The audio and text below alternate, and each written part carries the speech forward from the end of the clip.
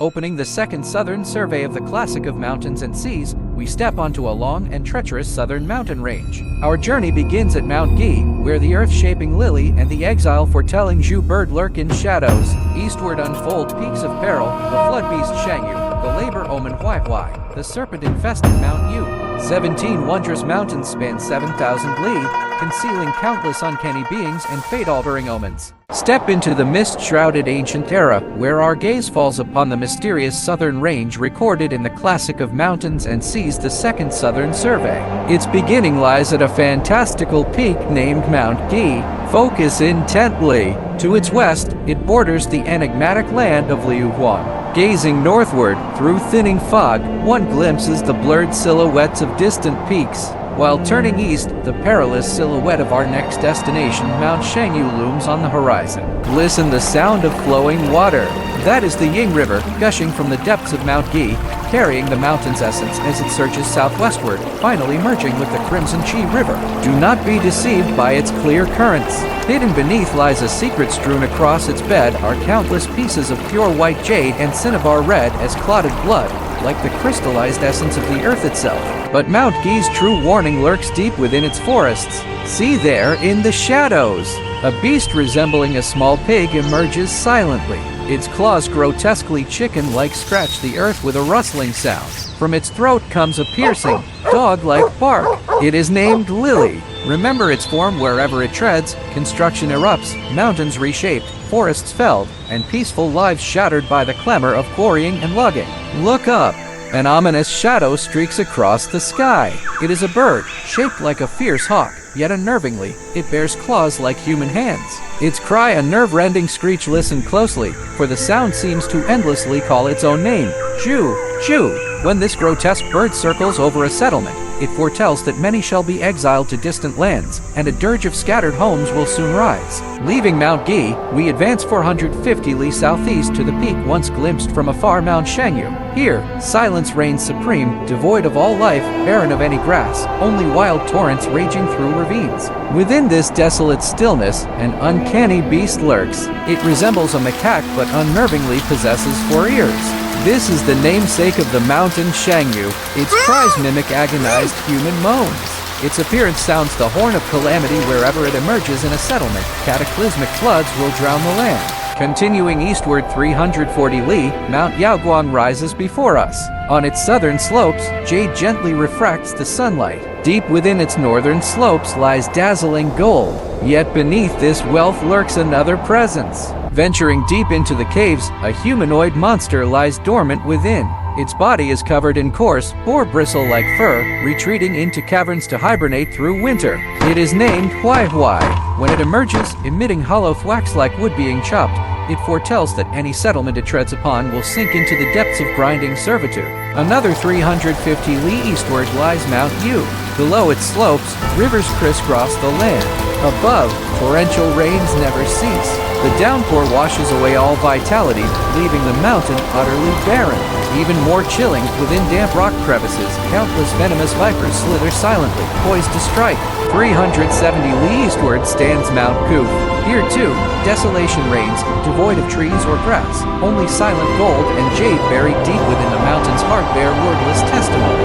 Continuing onward 500 li, Mount Fuyu towers imposingly. Standing atop its summit, one beholds the vast expanse of mist-shrouded Lake Taihu to the north. Gazing eastward, the hazy silhouette of Mount Zhubi emerges. Yet beneath this beauty, lurking perils await. Deep within the dense forests lurks the savage beast named Zi. It resembles a fierce tiger yet drags an ox's tail, and its roar is a piercing dog's bark. This man-eating demon strikes terror into the hearts of all wayfarers who tread these mountains. A river named Tiao River originates from the mountain's northern slopes, flowing northward until it empties into Lake Taihu. Beneath its seemingly placid waters teems a multitude of sea fish. 500 li further east, a mountain of remarkably precise form appears, Mount Cheng. It presents a quadrangular shape, tiered like 3 colossal altars stacked upon one another. Upon its summit lie abundant deposits of gold and jade, while beneath its base thrives ore yielding azure pigment. The Menshu River originates here. Flowing southward into the Hu River, it is said that gold lies dormant beneath its waters. Another 500 li eastward stands the renowned Mount Kuaiji, equally quadrangular in form. Upon its summit, gold and jade glitter resplendently, while its base is blanketed across with stones gleaming like fine jade. The Xiao River issues forth from here, flowing southward to converge with the Ju River. Continuing eastward 500 li, we reach Mount Yi. Here, desolation prevails, devoid of trees or grass. Only an expanse of barren sands and stones stretches endlessly. The Ju River has its source here, flowing southward to empty into the Lidu waters. 500 li further east stands Mount Pugu. Upon its slopes, gold and jade glimmer, while lush growth flourishes below a scene of teeming vitality. No! Observe closely. Here, no trace of beasts or birds remains, nor is there even a whisper of flowing water. A deathly stillness cloaks this bountiful land. Immediately adjacent, 500 li eastward, lies Mount Shanhaijing. Here, desolation grows even more absolute, devoid of a single blade of grass or drop of water. Only bare rocks speak of utter desolation. Turning northeast for 400 li, we arrive at Mount Zun. On its southern slopes, faint glimmers of gold flicker. Deep within its northern recesses lies mellow jade. Here dwells a being that defies all natural laws. Behold the uncanny beast resembling a goat Huan. Its most horrifying trait, it lacks a mouth. Yet it never starves to death, as if transcending the natural cycle of life and death. The Zun River originates here, flowing southward into Yi Marsh, where deep violet snails densely grow upon its bed. 400 li further east stands Mount Huoshao. Its summit is crowned with dense forests of catalpa and nanmu trees, while below thrive thickets of videx and Chinese wolfberry. The Pang River surges forth from the mountains, flowing majestically eastward until it empties into the sea. 500 li eastward, Mount Q unfolds before us. Here, all traces of vegetation vanish, leaving only endless sands and stones. The Lu River flows from this desolate place, coursing southward to converge with the Pang River. Another 500 li eastward lies Mount Luwu. Here too, no vegetation grows, only exposed mineral veins and bare rocks. The Ziging River originates here, swelling southward to feed into the Pang River. Yet these waters teem with dire peril. Beware the shadows in these waters. A savage beast named the Gu Eagle lurks. It resembles a colossal eagle, yet crowned with sharp horns. Its cry wails like a human infant in agony, but this cry is a deadly lure, for it is a man-devouring monstrosity. At last, 500 li eastward, we reach our journey's terminus, Mount Kiwu. This mountain bears no grass or trees, yet its slopes are strewn with smooth pebbles fit for Liubo gaming stones, but no jade. Its true marvel lies in its location. It rises from within the East Sea itself.